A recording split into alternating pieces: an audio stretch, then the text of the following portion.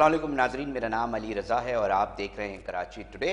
आज हम एक अहम मौजू के ऊपर बात करेंगे। वैसे तो बहुत सारी चीज़ें डिस्कस करते रहते हैं, कराची के अंदर होने वाले बहुत सारे वाक़यात होते हैं, पॉलिटिकल इश्यूज़ होते हैं जिसको हम अपने प्रोग्राम में हिस्सा बनाते हैं।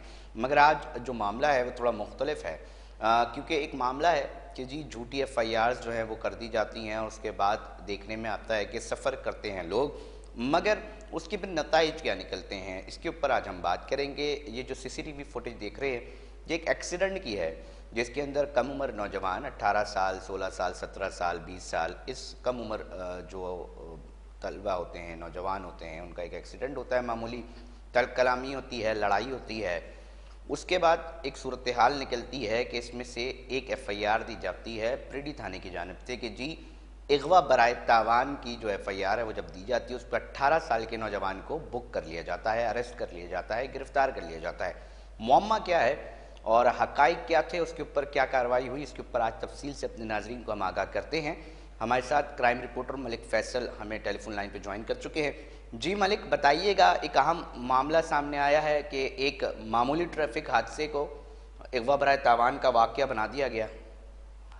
आज ही प्रीडी पुलिस का एक कारनामा जो कि 18 साल नौजवान को अगवा कर बना दिया गया, लेकिन ये CCTV फुटेज में भी आप देख सकते हैं कि हमारा ये मामूली ट्रैफिक हादसा हुआ था जिसमें दोनों जो है फरीकैन जो है आपस में अल्लाह ने मौजूदाना तौर पर बचा लिया, जिसके बाद जो है गाड़ी पे उतरे और दोनों ही जो नौजवान है आगे से भी जो मोटरसाइकिल सवार थे और जो गाड़ी सवार थे, दोनों ही जो है नौजवान थे, जिनके आपस में वापसी के बाद जो है वो तलख कलामी हुई, जिसकी थोड़ी सी मारपीट हुई, जिसके बाद जो है वो अलग अलग अपने राह चले गए। जिसके बाद ये मालूम हुआ कि ये ट्रैफिक का जो मामूली जो रास्ता है वहां पर हुआ, जो कि ATM मॉल के पास के करीब ये वाक़या पेश आया। अगर मैं बताऊं तो मोटरसाइकिल सवार ने कार सवार से कहा कि हम आपकी जो है गाड़ी बनवा देते हैं मुतासरा शख्स नौजवान से, तो दोनों बाहिमी रजतमंदी तौर पर जो है वो फेडरल ब्यूरो इलाके पे जो है गाड़ी बनवाने पर आए, जहां पर वहां पर भी लोग जमा हुए, लोगों ने इनके भी यहाँ से 2 लोग आए, जिसके बाद जो है मामला जो है थाना जोराबाद तक जा पहुंचा, जहां पर दोनों पार्टियों को जो है थाना जोराबाद SHO राशिद में मिल बैठकर मामला खत्म करने को तय पाया गया। इसी दौरान जो है जो पता चला कि कुछ देर बाद के जो कि वहां पर पता चला कि प्रीडी थाने में जो है आप जो कि आपके खिलाफ मुकदमा दर्ज है, जो कि 18 साल नौजवान जो कि राफे जो है सरवानी उसकी जानिब से और उसके खिलाफ, उसके बाद जो है वहाँ पर पुलिस जो है अरेस्ट कर लेती है। अरेस्ट करने के बाद दूसरे थाने जो मुंतकिल कर दिया जाता है, जिसके बाद जो है मुतासरा फैमिली उस जो नौजवान की जो है वो दर बदर के ठोकरे खाने पर मजबूर हो जाती है। तो जब ये मामला असल आता है जब CCTV फुटेज सामने आती है, जिसके बाद जो है मामला मंजर आम पर आता है और सोशल मीडिया पे वायरल होती है, जिसके बाद ये अगवा बराए तावान की जो FIR दर्ज हुई होती है थाना प्रीडी में, वहां पर जो है उसके बाद जो है ABCC जब इन्वेस्टिगेशन में गई, जिसके बाद जो ACC के जो इन्वेस्टिगेशन ऑफिसर है जिन्होंने जो है तफ्तीश के दौरान मामले को देखा और वहां जाए वक्त भी गए और CCTV की मदद से देखा गया कि इसमें कोई अगवा बराए तावान को कोई इस किस्म का दफात ही नहीं बनते थे, जो कि मामूली तलब कलामी थी अगर बनता था जिसमें तो मलिक फैसल अमूमी तौर पे देखा जाता है कि एक नॉर्मल दरखास्त भी कोई जमा कराता है थाने के अंदर तो दोनों साइड्स की पार्टी को सुना जाता है। इस मामले के अंदर क्या ये चीज़ आई, क्या प्रीडी थाने के SHO या उधर के पुलिस अमले ने दोनों पार्टियों को बुलाकर सुना? अली भाई, मैं अगर ये बताऊं तो इस तरह की जो कहानी बिल्कुल नहीं की गई प्रीडी थाना प्रीडी की तरफ से SHO माशूक अली की जानिब से, क्योंकि जबकि वो दूसरी जो मोटरसाइकिल सवार के जो लोग थे उनकी जानिब से फौरन तौर पर वो जब उसकी वर्षा थाने गए, पता नहीं वो किस मामला की उनकी अप्रोच किया और उसके बाद फौरी FIR दर्ज हुई और FIR दर्ज होते ही दूसरे थाने जो है वो कंप्लेन भी चली आती है स्टॉक नेटवर्क के, जिसमें मतलब ये कि दूसरे थाने के अंदर उनको पहले से पता था कि जी थाने में मौजूद हैं, वो FIR वहाँ कन्वे होती है, उसके बाद थाने से गिरफ्तारी होती है, बच्चे भी बाजियाब होते हैं, तो फिर ये अगवा की FIR कैसे हो गई? थोड़ा मलिक फैसल, आपने पुलिस एहलकारों और पुलिस अफसरान से प्रीडी के और कंसर्न पुलिस अफसर जिन्होंने ये FIR काटी है, यकीनी तौर पर आपने मौक़िफ़ लेने की कोशिश की होगी, वो क्या बताते हैं? हाँ जी अली भाई, मौक़िफ़ लेने के लिए तो मैंने बार बार जो राब्ता किया, क्योंकि हम खबर से पहले तहकीक करना जरूरी समझते हैं और ये हमारा फर्ज है। जिसके बाद वो SHO माशूक अली ने तो खैर ना ही तस्दीक करी, ना ही फोन उठाया, मीडिया नुमाइंदगान का, ना मेरा, मैंने किसी और जराये से, पुलिस जराये से मालूमात की तो वो पुलिस जराये से पता चला कि ये अगर बराए तवान की FIR तो बनती ही नहीं है, ना ये दफात लग सकते हैं, क्योंकि एबीसीसी जो पुलिस सर्कल है वो एक इंतहाई जो कि मतलब मुसलमान की गिरफ्तारी के लिए वो सरगर्म पुलिस रहती है। इसमें अब सारी जिंदगी मलिक फैसल, जिस बच्चे का 18-19 साल के को अगवाकार बना दिया गया, उसका क्राइम रिकॉर्ड मेंटेन हो गया है, तो ये क्या होगा फिर? कौन सवाल करे, किससे सवाल करे कि ये जो तरीक़ेकार है ये कितना दुरुस्त है, कितना गलत है, और अब इसके ऊपर क्या कार्रवाई होगी खुद SHO साहब के ऊपर या कंसर्न पुलिस अफसरान जो इस तरह की हरकत करते हैं उनके ऊपर? अली भाई, मैं अगर इस बात को इस हवाले से भी एक रुख दें कि ये कराची में इस तरह के वाकयात तो पहले भी होते रहे हैं, जिसके असर सलूक होता है या जिसके ताल्लुकात होते हैं वो अपने मनपसंद के जो है मुकदमात में दर्ज करा लेते हैं अगेंस्ट पार्टी पर, अगेंस्ट लोगों पर, वो चाहे वो ठीक है मलिक फैसल, बहुत शुक्रिया मलिक फैसल। असर सूक इस्तेमाल किया जाता है, ताल्लुकात और ताकत का जोर इस शहर के अंदर जो है वो जारी है। हम कोशिश करेंगे कि कानून के जो माहिर हैं उनसे भी बात करें इस केस के ऊपर, उनसे भी बातचीत की जाए। हमें टेलीफोन लाइन पे सलमान मुजाहिद बलोच साहब हैं, एडवोकेट हैं, उन्होंने ज्वाइन किया है। हम कोशिश करेंगे कि उनसे भी रब्ता हो ताकि एटलीस्ट ये मामला सामने आए। इस तरह अगर होने लगा तो हर वाक़या जो भी ट्रैफिक का होता है उसमें लड़ाई झगड़े भी हो जाते हैं, एक चीज़ देखने में आती है। उसके बाद एक पार्टी दूसरी पार्टी पहली पार्टी को बोलती है जनाब कि हमें बनवा के दो गाड़ी, और जब वो डेंटर के पास लेकर आया जाता है तो अगर इन ट्रैफिक हादसात और इन मामूली ट्रैफिक हादसात के ऊपर जो है वो 18-19 साल के बच्चों के ऊपर अगवा बराए तावान की FIRs होने लगती हैं तो क्या सूरत हाल जाएगी? आया कि ये कितनी दुरुस्त है? इस FIR के बाद इसके ऊपर क्या मज़ीद चीज़ें हो सकती हैं? इसके ऊपर आज हम बात करेंगे। माहिर कानून हमारे साथ मौजूद हैं, एडवोकेट सलमान मुजाहिद बलोच साहब।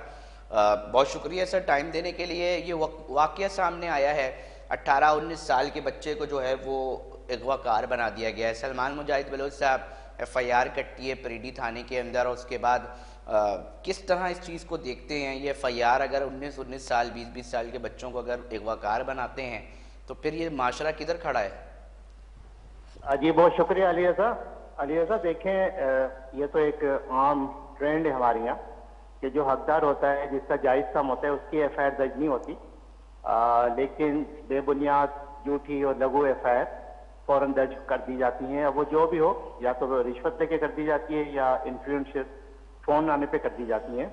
अभी जो ये सिलसिला आज जो कराची का नौजवान है 18-19 साल का, उसका जो ये सिलसिला जो सोशल मीडिया पे सामने आया, आप लोगों ने, सहाफ़ियों ने, एंकर्स ने, सिविल सोसाइटी ने उसको हाईलाइट किया, और उसके ऊपर जो है वो 365A/34 PPC की FIR दर्ज कर दी गई।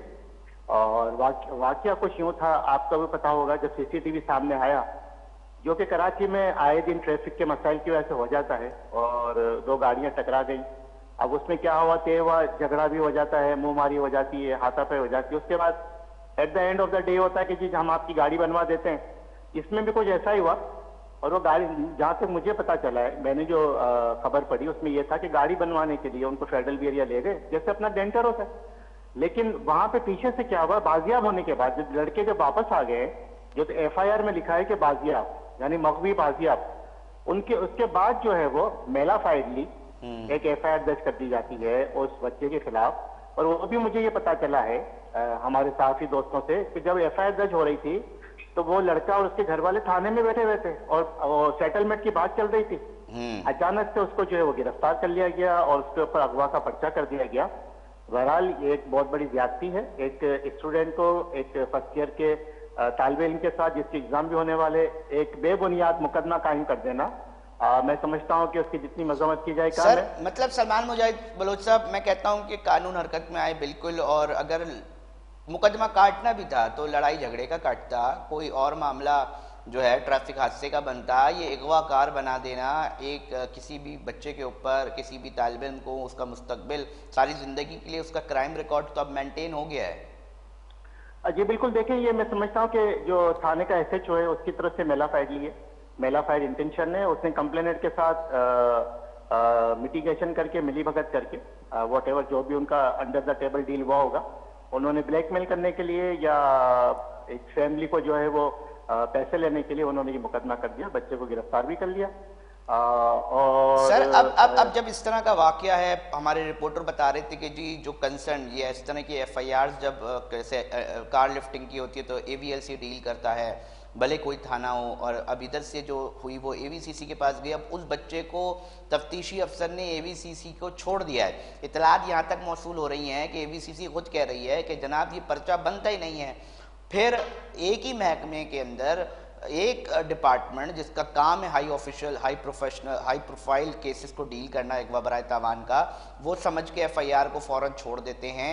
अब सवाल ये पैदा होता है कि अब कानून के अंदर क्या चीज़ रहती है कि हम ये जो मुतासरा नौजवान है वो क्या क्या राइट्स उसको आइन और कानून ने दे रखे हैं, वो क्या प्रैक्टिस कर सकता है और पुलिस डिपार्टमेंट उसके अंदर क्या किरदार अदा कर सकता है। देखिए अली रजा, सबसे पहले तो जो एक शहरी को आईन पाकिस्तान के तहत जो ह्यूमन राइट्स जो उसको हासिल है, इंसानी हुकूक, वो उसके वायलेशन तो हो गई है यहाँ पे। अच्छा, जहाँ तक बात है इन्वेस्टिगेशन की, तो एंटी वायलेंट क्राइम सेल जो है, जो अगवा होता है या अगवा बराए तावन होता है, उसकी जो इन्वेस्टिगेशन वो उसको बाय डिफॉल्ट जो है वो ट्रांसफर हो जाती है, और ये कई सालों से मैकेनिज्म बना हुआ है। इन द सेम वे पिछले 3-4 सालों से ये मैकेनिज्म भी बना है कि जिस डिस्ट्रिक्ट की एफआईआर होगी उस डिस्ट्रिक्ट में उसकी इन्वेस्टिगेशन नहीं होगी, वो कहीं और चली जाएगी, लाइक एसआईयू में चली जाती है। बिल्कुल। तो ये सिलसिला भी है इसमें।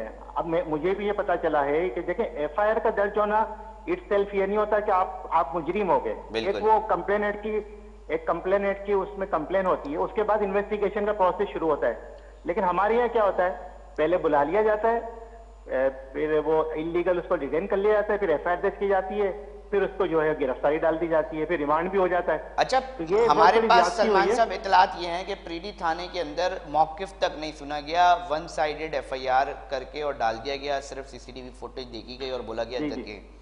तो अब इस तरह का एसओपी क्या है सर, थाने की एसओपी क्या है? कंसर्न पुलिस ऑफिसर को अगर इस तरह की कंप्लेन आती है, मैं कोई भी दावा कर दूं तो इतनी आराम से कड़ी जाती है?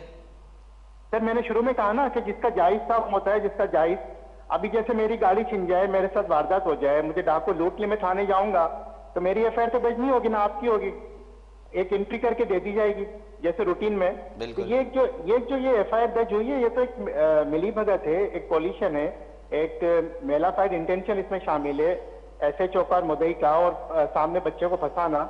अब ये एबीसीसी में जब ये बादियों नजर में जब ये इन्वेस्टिगेशन शुरू हुई है और हकाइक सामने आए हैं, मेरिट पे जब तफ्तीश शुरू हुई है, सीसीटीवी फुटेज को देखा गया है, गवाहों के बयान सामने, उसके बाद उन्होंने ये फैसला किया है कि ये जो एफआईआर है वो गलत दर्ज हुई है, और उसमें उन्होंने शायद बच्चे को 497(2)B में शायद उन्होंने वो टेम्पररी तौर पर उसे रिलीज किया है। अब उसमें मजीद उसके ऊपर तफ्तीश होनी चाहिए, क्रिस्टल क्लियर होनी चाहिए। और मैं तो यहाँ पे मुतालबा करूंगा कि जो एसएचओ है प्रीडी के, उनको जो है वो सस्पेंड किया जाए ताकि वो तफ्तीश पे जो है वो असरअंदाज ना हो सके। थाने में यही सिलसिला होता है कि थाने का कल्चर, हमारे यहाँ बहुत कुछ बदल गया लेकिन हमारे यहाँ थाने का कल्चर नहीं बदला। हमारे आईजी सीन, एडिशनल आईजी बहुत मेहनत कर रहे हैं इसके ऊपर, किसी तरह से थाने का कल्चर चेंज हुआ, लेकिन थाना कल्चर चेंज नहीं हो रहा। और अभी आपने बताया कि सूरत हाल ये है कि उस पार्टी की बात ही नहीं सुनी गई, हालांकि वो तो खुद चल के गए थे, लेकिन उनको क्या पता था। सर जोराबाद थाने में, जोराबाद थाना डिस्ट्रिक्ट सेंट्रल का है, उधर ये लोग क्योंकि डेंटर बकौल जो हमारे रिपोर्टर ने बताया कि जी डेंटर जो है वो फेडरल भी एरिया में था, उधर जो जुरिस्डिक्शन है वो जोराबाद थाने की है। उधर के एसएचओ कहते हैं भाईजान ये आप खुद बात कर लें, क्योंकि ये ट्रैफिक का मामूली हादसा है, अगर आप एफआईआर कराते तो ये अगवा की बनेगी नहीं। फिर होता यह है कि इधर जब बात नहीं बनती तो फिर प्रीडी थाने के अंदर एफआईआर हो जाती है बिना जो दो पार्टियां उनको बुलाए बगैर वन साइडेड एक एफआईआर हो जाती है। तो एफआईआर होना इतना आसान है, किसी की जिंदगी इस तरह खराब कर देना, और ये तो एक वाकया है जो रिपोर्ट हो गया, ना जाने कितने वाकयात। फिर ये सवाल उठेगा कि कितने वाकयात इस तरह करते हैं और खुद महकमे के लिए बदनामी का सबब बनते हैं। देखा जाएगा ये ट्रैफिक का भी एक रूल है ना, ट्रैफिक पुलिस अपना एक महकमा काम करता है कि कोई एक्सीडेंट होता है तो पहले ट्रैफिक पुलिस को कॉल किया जाता है, वो बाद में इंश्योरेंस को कॉल करते हैं। पुलिस का जो है इनका जो एक वो इंस्पेक्टर होता है, जो व्हीकल इंस्पेक्टर होता है, वो आता है, वो पूरा चेक करता है, वो थाने पे, फिर वो थाने भेजते हैं दोनों गाड़ियों को। अगर वो वहां पे रिपोर्ट करते हैं कि हाँ जी इनकी एफआईआर कर लें तो ऑपरेशन पुलिस फिर इफेक्टिव होती है। यहाँ तो उल्टा सिलसिला हो गया। यहाँ तो ऑपरेशन पुलिस ने पहले एफआईआर दर्ज कर ली, उसके बाद गिरफ्तारी भी डाल दी, गिरफ्तारी भी वो डाली कि अगवा बराए तावान की। अच्छा, एफआईआर इटसेल्फ जो कॉन्ट्राडिक्टरी है। आप अगर एफआईआर को पढ़ें जो आपने मुझे भेजी थी, उसमें लिखा है बाजियाब। जब वो बाजियाब हो चुके हैं तो फिर अगवा का मुकदमा तो बनता ही नहीं। अच्छा सलमान मुजाहिद बलोच साहब, हम ये भी जानना चाहेंगे कि अब इस तरह की जो एफआईआर होती हैं जिसको खुद महकमे की तफ्तीश के अंदर बोगस करार दे दिया जाता है, तो ये जो कहते हैं जी C class FIR, B class FIR, तो ये बी क्लास कैसे होती है कि अब अगर मुद्दई गलत फंसाया गया उसको, तो फिर जो उसने फंसाया है वो बी क्लास हो और उसके बाद जो है उसी के ऊपर ये इन्वेस्टिगेशन हो? अली रजा, देखें 3 क्लास हैं जो पुलिस यूज करती है, इन्वेस्टिगेशन पुलिस जो 173 की रिपोर्ट सबमिट करती है, वो ए क्लास में करती है, ए क्लास, बी क्लास और सी क्लास। सी क्लास ये होता है जो कैंसिलेशन ऑफ द एफआईआर होता है, बी क्लास ये होता है कि बेटरमेंट ऑफ द एफआईआर होता है केस का। अब ये इस तरह के जो मामला थे जिसमें टोटली जो कसूर पुलिस का निकले और मुद्दई का निकले, तो उसको कैंसिलेशन में ले जाया जाता है इन्वेस्टिगेशन की तरफ से। उसके बाद रिपोर्ट सबमिट होती है। उसमें ये होता है जब एफआईआर सी क्लास हो जाती है तो जो मुलजिम होता है उसके पास ये राइट आ जाता है कि वो 182 पीपीसी के तहत या सीआरपीसी के तहत वो मुद्दई मुकदमा के ऊपर अपना दावा कर सकता है। और इसी तरह से मजिस्ट्रेट को एप्लीकेशन दे सकता है, मजिस्ट्रेट उस पर जो कॉग्निजेंस लेता है और वो उस तरह से उसका ट्रायल शुरू हो जाता है कि आपने झूठा मुकदमा दर्ज कराया। हमारे कानून में सारी गुंजाइश है, हमारे कानून में सारे सिविल राइट्स हैं, लेकिन हम उसे इस्तेमाल नहीं करते, उस तरफ जाते नहीं है। क्योंकि आजकल का रूटीन ये है कि जब आप जायज काम के लिए एफआईआर दर्ज कराने जाते हैं तो आपको मशवरा मिलता है जी आप 22 की पिटीशन फाइल कर दें डिस्ट्रिक्ट एंड सेशन जज में, और वहां से जो ऑर्डर लेके आ जाए, और वकील भी, पुलिस वाले कहते हैं वकील भी हम दे देते हैं आपको। यानी इस तरह से पूरा एक मैकेनिज्म काम कर रहा है। इस चीज को तोड़ने की जरूरत है। और देखिए, first information report FIR under section 154 PPC, ये तो हर शहरी का राइट है अगर कोई कॉग्निजेबल ऑफेंस हो गया है उसके साथ। और ये तो फर्स्ट इंफॉर्मेशन होता है, इन्वेस्टिगेशन उसके बाद शुरू होता है। भाई जो बड़ी कंट्रीज हैं, जो पढ़ी लिखी कंट्रीज हैं, फर्स्ट वर्ल्ड कंट्रीज हैं, वहां तो ये होता है कि पहले इन्वेस्टिगेशन होता है और जब सबूत और शवाहिद सामने आ जाए उसके बाद अरेस्ट होता है। सर ये बात भी कहाँ तक, ये बात भी सलमान मुजाहिद बलोच साहब, क्योंकि आप पॉलिटिशियन भी हैं, फिर एडवोकेट भी हैं, कानून को भी समझते हैं, इसलिए हम कोशिश करते हैं कि आपसे आपका पॉइंट ऑफ व्यू भी ले। और हम ये जानना चाहते हैं कि हम ये सुनते हैं कि जी कुछ अदालतें दुनिया भर में ऐसी हैं कि अगर आप नहीं जीतते, हारते, अगर हारते हैं तो फाइन लगता है आप पर। जी बिल्कुल ऐसा ही है। अगर आप अदालत में साबित हो जाता है कि आपने गलत मुकदमा किया है तो आपको उल्टा उसके ऊपर फाइन होता है। और हमारे यहाँ पाकिस्तान में भी ऐसा होता है। अगर आप कोई अदालत के सामने कोई मिसलीडिंग फैक्ट रख दें या कोई गलत बयानी कर दें जो साबित हो जाए, तो हमारे यहाँ भी हाई कोर्ट्स में जो है वो सेशन कोर्ट जो है वो फाइन करती है, किसी को 10,000 का, किसी को 5,000 का, किसी को 1 लाख का। और ये प्रैक्टिस तो हमारे यहाँ भी है, ऐसा नहीं है। लेकिन हमारे यहाँ जो है वो निज़ाम इंसाफ जो है बड़ा सुस्त रवि का शिकार है। अब मैं तो समझता हूँ बच्चे के कैरियर को क्लियर करने के लिए, बच्चे के कैरियर पे तो दाग आ गया, फ्यूचर पे दाग आ गया, जैसा आपने कहा इसका क्रिमिनल रिकॉर्ड तो हो गया, अब वो तो खत्म नहीं होगा। लेकिन ये इस बात की भी इन्वेस्टिगेशन की जाए। आला हकाम का भी हम शुक्रिया अदा करेंगे, आईजी साहब का, एडिशनल आईजी का, डीआईजी का, एसएसपी का, जिसने भी इसमें किरदार अदा किया और इस फैमिली को इंसाफ फराहम किया। इसी इंटेंशन की जरूरत है ताकि जो है यहाँ पे प्रेवेल हो सके। बहुत प्यारी बात सलमान मुजाहिद बलोच साहब आपने की है कि जी आला हुकाम को भी शुक्रिया कि जिन्होंने इसके ऊपर एक्शन लिया। अब देखना यह है कि कब इसके ऊपर मजीद तहकीकात और तफ्तीश होने के बाद हकाइक मजीद सामने आते हैं और कहाँ किसकी गलती है ये पता चल सके। सलमान मुजाहिद बलोच साहब एडवोकेट थे और हमसे गुफ्तगू फरमा रहे थे, इसके ऊपर बात कर रहे थे। नाजरीन, वक्त हुआ एक ब्रेक का, मगर हमारे साथ जुड़े रहिएगा। हमें आपसे कुछ फिशरी मछलियों के हवाले से, माहीगीरों के कुछ मसाइल है वो प्रोग्राम में वो डिस्कस करेंगे। अभी वक्त हुआ है ब्रेक का, ब्रेक पे चलते हैं।